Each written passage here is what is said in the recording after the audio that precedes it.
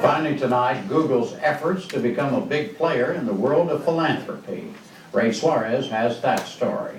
With the unofficial corporate slogan, "Don't be evil," and a high-flying stock value, search engine giant Google is using its vast wealth to tackle some of the world's biggest challenges: global warming, disease, and poverty.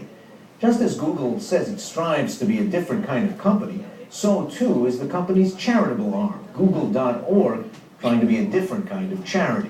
The company has said it will dedicate 1% of its profits annually to its philanthropy after getting it started with 3 million Google shares.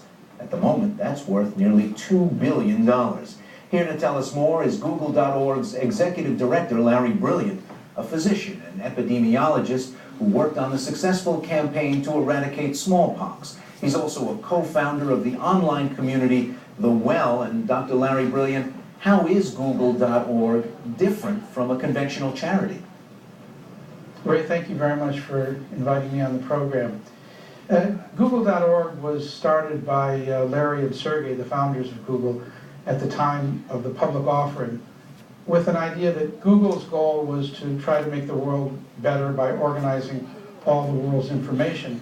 But Google.org would have a chance to work on intractable problems of poverty, climate change, global health, and they created a unique or a different structure.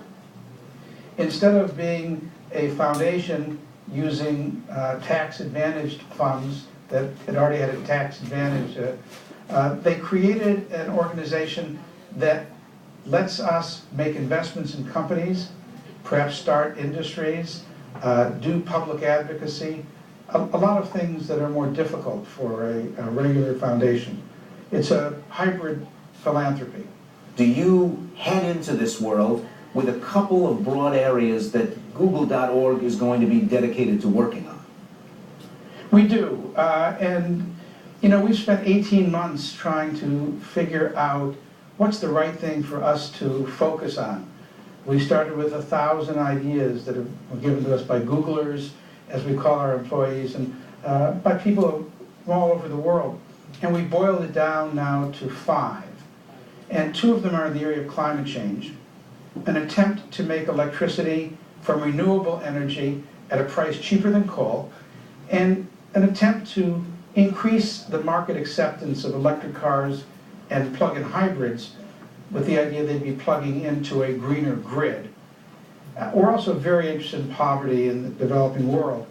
And there's always a debate between aid and trade, and aid trade sounds like a fight at the Ohio State University of Michigan game. That's not what people in the developing world ask for. If you speak to them, they want jobs and they want better government and public services, water and education for their kids, health services. So we're interested in trying to help produce the engine of economic growth in the small and medium-sized companies that produce that growth by helping to fund it. So better government services, more jobs. In the area of health, we have an initiative called Predict and Prevent. And I think I'd spend a moment on this if I could. The last 30 years has seen 36 emerging new diseases.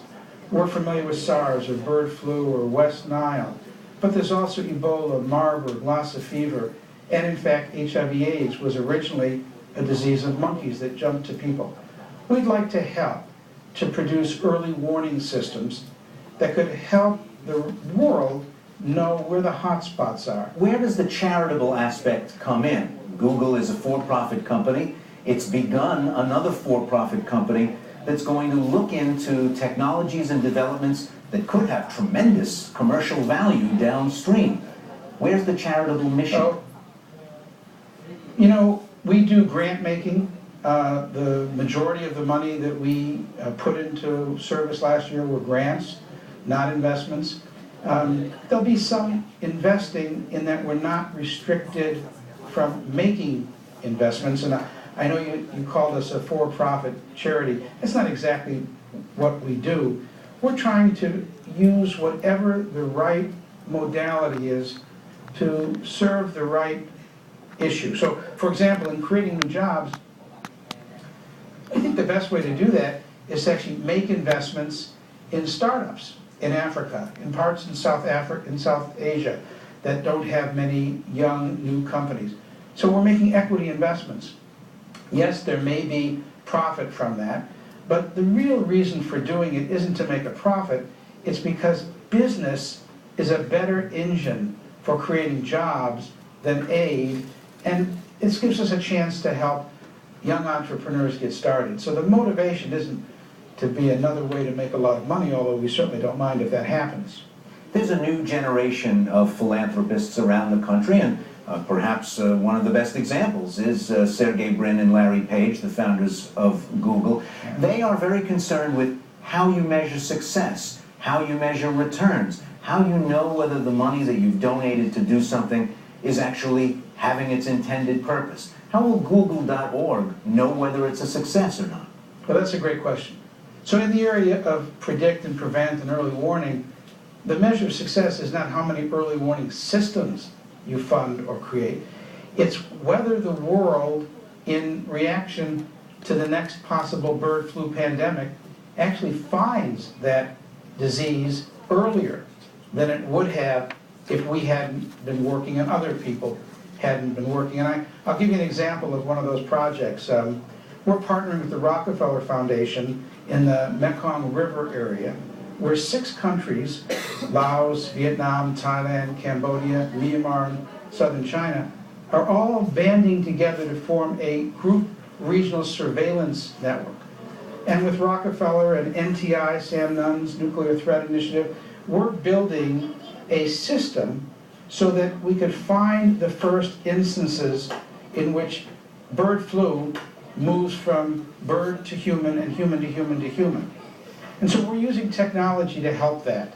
The Instead organization has created multilingual SMS devices. So if you text message in Lao, someone else can read it in Khmer. These kinds of things are evaluated when they actually work to catch those diseases early. It's not, you don't measure your success by the amount of money you've given away or the throughput. You really measure it on the outcome. Dr. Larry Brilliant, thanks for joining us. Great, thank you very much for having me.